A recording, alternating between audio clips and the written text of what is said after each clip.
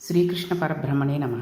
నిన్నటి పారాయణంలో మనం ధ్రువుడు వాళ్ళ తాతగారు చెప్పిన మాట విని యుద్ధాన్ని ఆపుచేసి ఇంటికి వచ్చేయడం, కుబేరుడు ఆ విషయానికి సంతోషించి మంచి వరాన్ని ఇవ్వడం, ఆ తర్వాత ఆయన హిమాలయాల దగ్గరికి వెళ్ళి ఒక పర్వత శిఖరం మీద కూర్చుని తపస్సు చేస్తూ ఉంటే, అది బదిరి వెళ్ళి తపస్సు చేస్తూ ఉంటే అక్కడికి రథంలో ఒక చిత్రమైన విమానంలో ఇద్దరు వ్యక్తులు రావడం దాకా జరిగింది. వాళ్ళు ఎవరు అని అడిగిన ప్రశ్నకి వాళ్ళు అన్నారు, మరిచిపోయావా, 5 ఏళ్ల వయసులో తపస్సు చేశావు, ఆనాడు స్వామి వరం ఇచ్చారు, కొంతకాలం పరిపాలన చెయ్యి, ఈ శరీరం పడిపోయిన తర్వాత నిన్ను ధ్రువమండలంకు తీసుకుని వెడతాను అని చెప్పారు. నీకు పెద్ద పదవిని ఇస్తానన్నారు. శరీరం పడిపోవడం అనేది ఎవరికైనా తప్పదు. నీ శరీరం పడిపోయే రోజు వచ్చింది. ఇప్పుడు నిన్ను మేము ధ్రువమండలానికి తీసుకువెళ్ళాలి. అందుకని స్వామి నీ కోసం విమానం పంపారు. మేము విష్ణు పార్షాదులం. మీరు విజయం చేసి విమానం ఎక్కండి, మేము స్వాగతం పలకడానికి వచ్చాం అన్నారు. స్వామి అనుగ్రహం ఉన్నవాళ్ళకి పరిస్థితి ఎలా ఉంటుందో చూడండి. మృత్యువు వచ్చి శరీరంలో తీయడమా అని శిరస్సు వంచి ధ్రువుని ముందు నిలబడింది. అప్పుడు ధ్రువుడు జ్ఞాని అయి తన శరీరమును వదిలిపెట్టాడు. మృత్యువు శిరస్సు మీద తన పాదము పెట్టి విమానంలోకి ఎక్కాడు. దీనిని చాలా జీవితంలో ఇలా ఈ విధంగా సాధించిన వాడు ఎవరైనా ఉన్నారండి? ఒక రమణులు సాధించడానికి పురాణ వాక్యంగా తీసుకొస్తున్నాడు వ్యాస భగవానుడు. ఈ విధంగా తనంత తానుగా ఈ దేహము నేను కాదు అని వదిలిపెట్టి విష్ణు విమానమునందు ప్రవేశించాడు. అది లోకములను దాటి వెళ్ళిపోతోంది. ఆశ్చర్యంగా ఆ లోకాలన్నిటి వంక చూస్తున్నాడు. పితృలోకం, యమలోకం, స్వర్గలోకం, సత్యలోకం, తపోలోకం, జనోలోకం అన్నీ దాటి వెళ్ళిపోతోంది ఆ విమానం. వెళ్ళిపోతుంటే ఒక్కసారి ఆ విమానంలో కూర్చొని అనుకున్నాడు, ఓహోహో, ఏమి లోకములు! ఇంతమంది ఇన్ని బాధలు పడి పుణ్యములు పొంది పుణ్యములు అయిపోయిన తర్వాత క్రింద పడిపోయి ఇంత అల్లర్లు పడిపోతున్నారు. 5 నెలలు తపస్సు చేస్తే నా స్వామి నాకు ఇటువంటి స్థితిని ఇచ్చాడు. పెద్ద పదవి అంటే ఏమిటో అనుకున్నాను. ఇప్పుడు తెలుస్తోంది.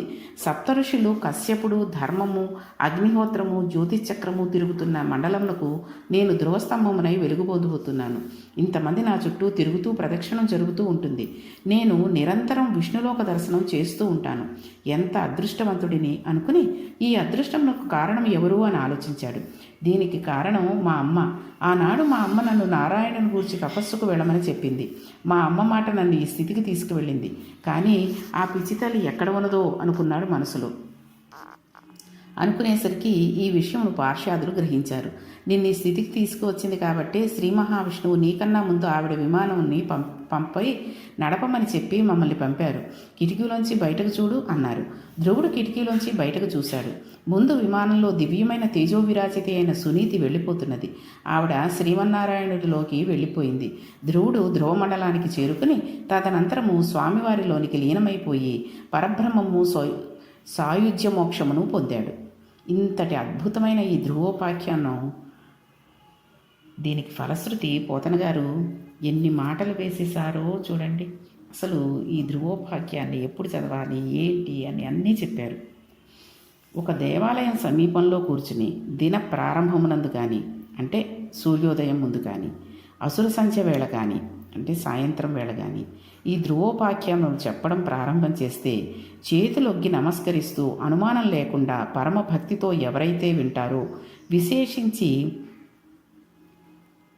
శీనివాలి అంటే అమావాస్య నాడు కానీ, పౌర్ణమి నాడు కానీ వినిన, ద్వాదశి తిథి ఉన్నప్పుడు వినిన, ఒక భానువారం నాడు వినిన, శ్రవణ నక్షత్రం ఉండగా వినిన, దినక్షయమందు వినిన, దినక్షయం అంటే రోజు తిథితో ప్రారంభమై అదే తిథితో అంతమవ్వాలి. అంటే ఇవాళ సప్తమి అనుకోండి, పొద్దున్న తెల్లారగట్ట మనం లేచి మనం సంకల్పం చెప్పుకునే టైంకి సప్తమి ఉండాలి. మళ్ళీ రాత్రి నిద్రపోయే టైంకి వరకు కూడా సప్తమి ఉండాలి. అలాంటి తిథి రోజు దాన్ని దినక్షయమనందు అంటారు. సంక్రమణం జరుగుతున్నప్పుడు వినిన, ఎవరైతే పరమభక్తితో దీనిని వింటున్నారో, ఎవరైతే చదువుతున్నారో అటువంటి వాళ్ళందరికీ ఉత్తరక్షణం అక్కడే ఆ క్షణంలోనే పాపనాశనం జరిగి శ్రీమన్నారాయణ అనుగ్రహం వారికి కటాక్షింపబడుతుంది. ఆ కారణం చేత జీవితం కృష్ణభక్తిలోనికి మారి వారి జీవితాలు తరిస్తాయి. ఒకవేళ అల్పాయుర్ధాయంతో మృత్యువు తరుముకు వస్తుంటే మృత్యువు ఆగి ఆయుర్ధాయం కలుగుతుంది. గ్రహముల వలన ఉద్రిక్త ఫలితములు రాబోతుంటే అటువంటి ఫలితములు ఆగిపోయి శుభమును పొందుతారు, కీర్తినిస్తుంది. కాబట్టి మనందరం కూడా ఇది ఒక 3 రోజులు 4 రోజులు వచ్చింది. రోజు 10 నిమిషాలు 12 నిమిషాలే కాబట్టి ఇక్కడ చెప్పినటువంటి తిథులలో ఏమాత్రం ఖాళీ ఉన్నా కానీ, అంటే ఆఫీసులు అయిపోతాయండి పనులు, పొద్దున్నే వంటలు అన్నప్పుడు ఆదివారం నాడు కూడా అన్నారు ఆయన. అంటే ఇలాంటి పరిస్థితులు వస్తాయని ముందే తెలిసేమో, అందుకని ఒక భానువారం నాడు వినినా ఎంతసేపు పడుతుందండి? ఒక అరగంట లేదా 40 నిమిషాలు.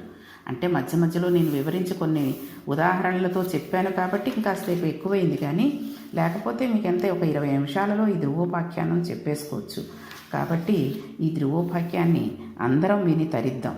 ఆ సమయాల్లో కనీసం నెలలో ఒకసారైనా వీళ్ళు చెప్పిన ఇందులో పోతన గారు చెప్పినటువంటి సమయాల్లో పౌర్ణమి నాడు, అమావాస్య నాడు కానీ, లేకపోతే ఉదయం సూర్యోదయానికి ముందు కానీ, అంటే దిన ప్రారంభం నందు కానీ, అసుర సంధ్య వేళ కానీ, అసుర సంధ్య వేళ టీవీలు పెట్టుకునే బదులు ఈ వ్యాఖ్యానాన్ని, ధ్రువోపాఖ్యానాన్ని పెట్టుకుని వింటే ఒక్కరోజు టీవీ మానేయండి, ఒక్కరోజు ఆ సీరియల్స్ మానేయండి, ఒక్కరోజు పెట్టుకోండి, వినండి, తరించండి. ఆదివారం నాడు అందరూ కూర్చోండి హాయిగా, పొద్దున్నే కాస్త స్నానాలు చేసి, పోనీ మీరు మీ పనులు మానద్దు, టిఫిన్ తింటూ వినండి. పొద్దున్నే టిఫిన్ అందరూ కలిసి తింటూ ఉంటారు, టిఫిన్ తింటూ వినండి. లేదా ఆ సీరియల్స్, ఆ పొద్దున్నే వచ్చే ప్రోగ్రాములు అవేవో వస్తూ ఉంటాయి, అవన్నీ మానేసి నెలలో ఒక్కరోజు వినండి. పౌర్ణమి నాడు వినండి, లేదా అమావాస్య నాడు వినండి, దినక్షయమందు వినండి. ఇవన్నీ చూడలేము అంటే ఆదివారం నాడు వినండి.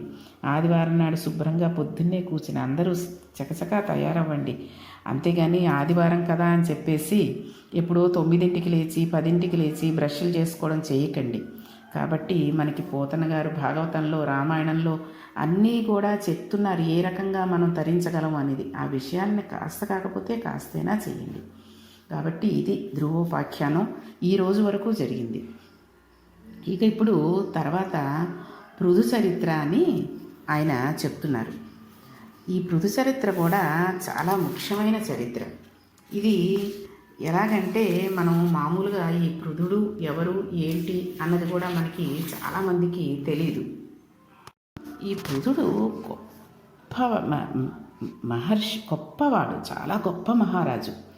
తను స్వామివారి పాదసేవ చేయడం అంటే లక్ష్మీదేవియే చేయగలదు, అంత గొప్ప చేస్తుందని ఒక పేరు. ఇవాళ ఆయనకి ఒక వరం అడుగుతున్నాడు. ఏమని? నీ పాదములను అంత పూనికతో అర్చించే లక్ష్మీదేవికి ఇప్పుడు నేను అడుగుతున్న వరం వల్ల నాకు అమ్మవారికి దెబ్బలాట వచ్చే సందర్భం కలుగుతుంది. అయినా నువ్వు నా వైపే మొగ్గుతావు. ఇంతకాలం నుంచి లక్ష్మీదేవి సేవలు పొందుతున్నావు కదా, ఆవిడ సేవలు లేకపోతే నీకు పూర్ణత్వం ఏమీ తగ్గిపోదు కదా. అల్పమైన వాడు కోరినా నీవు అధికమైనది ఇస్తావు. అలా ఇవ్వడంలో నీ గొప్పతనం ఉంది. అప్పుడే నీ గుణములు ప్రకాశిస్తాయి. నేనొకటి అడుగుతున్నాను, లక్ష్మీదేవి ఇంతకాలం నిన్ను ఎలా అర్చన చేసిందో అంతకన్నా గొప్పగా అర్చన చేసే శక్తిని నాకు కటాక్షించు. తనకు ఉన్నటువంటి అదృష్టంను నేను ఎత్తుకుపోయానని అమ్మవారికి నా మీద కోపం వచ్చి మా ఇద్దరి మధ్య మాకు దెబ్బలాట వస్తే రావచ్చుగాక, కానీ ఆమె నాకు అమ్మ కదా, సంతోషపడిపోయి ఒప్పుకుంటుంది. స్వామి, అలా పూజ చేయగలిగిన శక్తి నాకు ఇయ్యవలసిందని ప్రార్థించాడు ఒకసారి విష్ణుమూర్తి ఎదురైతే. అంతటి పూజానిష్ట కలిగిన వాడు పృథు మహారాజు గారు. అందుకే మనకి షోడశోపచారాలు వచ్చాయి. అటువంటి అర్చనను చేస్తాడు పృథుడు. ఇలా అర్చన చేస్తే ఈశ్వరుడు ఆయన పట్ల విశేషమైన ఆనందాన్ని పొందుతాడు అని.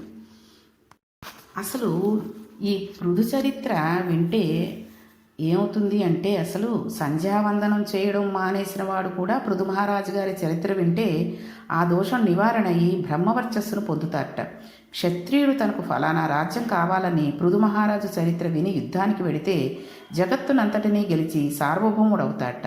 వైశ్యుడు పృథు మహారాజు చరిత్ర వింటే అతనికి వ్యాపారంలో అనేకమైన లాభాలు కలిగి ధన సంపత్తిని పొందుతాడట. ఇతరములైన వారు పెద్దలను సేవించే తత్వము ఉన్నవారు పెద్దల అనుగ్రహమును పొంది వారి కుటుంబము వృద్ధిలోకి వస్తాయట. ఎంత చేతకానివాడు, ఏమీ తెలియనివాడు కూడా ఇటువంటి ఈ పృథు మహారాజు గారి చరిత్రను ఎప్పుడైతే వింటాడో వాడు సర్వసిద్ధులను పొంది సర్వపాపములు నశించి శ్రీకృష్ణ పరమాత్మ పాదారవిందములు యందు భక్తిని పొంది అహమనందు పొందవలసినవి పొంది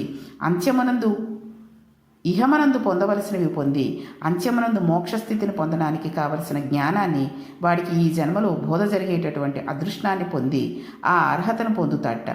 అది వేదవ్యాసుడు ఈ పురాణాంతర్గతం చేస్తే మన మీద అనుగ్రహంతో మహాపురుషుడైన పోతనామాచుడు ఇది ఆంధ్రీకరించారు.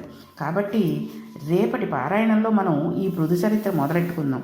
ఇవన్నీ భాగవతంలో అన్నీ కూడా ఒక్కొక్క రత్నమాణిక్యాలు అంటారు చూసారా, అంతటి విలువైనవి. కాబట్టి ఎటువంటి పరిస్థితుల్లోనూ ఏ విధంగానైనా ఏ రోజు ఆ రోజు వినేస్తున్నాం కదా చాలు అనుకోకుండా ఆ 3 రోజులదో 4 రోజులతో ఒక భాగాన్ని తీసి పక్కన పెట్టుకుని మనకి ఎప్పుడు అనారోగ్యంగా ఉన్నా ఆపదగా అనిపించినా మనస్సు ఒక్కొక్కసారి వికలమైపోతూ ఉంటుంది. అటువంటి సమయంలో ఈ ధ్రువ చరిత్ర కానీ పృథు చరిత్ర కానీ కొన్ని ముఖ్యమైన విషయాలు ఉన్నాయి. అందులో అవి కనుక మనం వింటే ఈ భీష్మ చరిత్ర కూడా చాలా ముఖ్యమైనది. ఇలాంటి మాణిక్యాలు అందించిన పోతన గారికి మనం నమస్కరిస్తూ ఇటువంటివన్నీ విని మన జన్మ తరించి చేసుకుందాం. కాబట్టి రేపటి పారాయణంలో మనం పృథు చరిత్ర మొదలెట్టుకుందాం. ఇది కూడా ఒక 2-3 రోజులు పడుతుంది జరగడానికి, చాలా ఉంది కదా. వివరంగా చెప్పాలి అంటే మనకి 3-4 రోజులు పడుతుంది. ఏదో పైగా కొట్టే తెచ్చి అని చెప్పమంటే కొంచెం నాకు అంత ఇష్టత ఉండదు. కాబట్టి కొంచెం వివరంగా మధ్యలో కొన్ని ఉదాహరణలు చెప్తున్నాను. కాబట్టి రేపటి పారాయణంలో మనం పృథు చరిత్ర మొదలెట్టుకుందాం. శ్రీకృష్ణ పరబ్రహ్మణే నమః.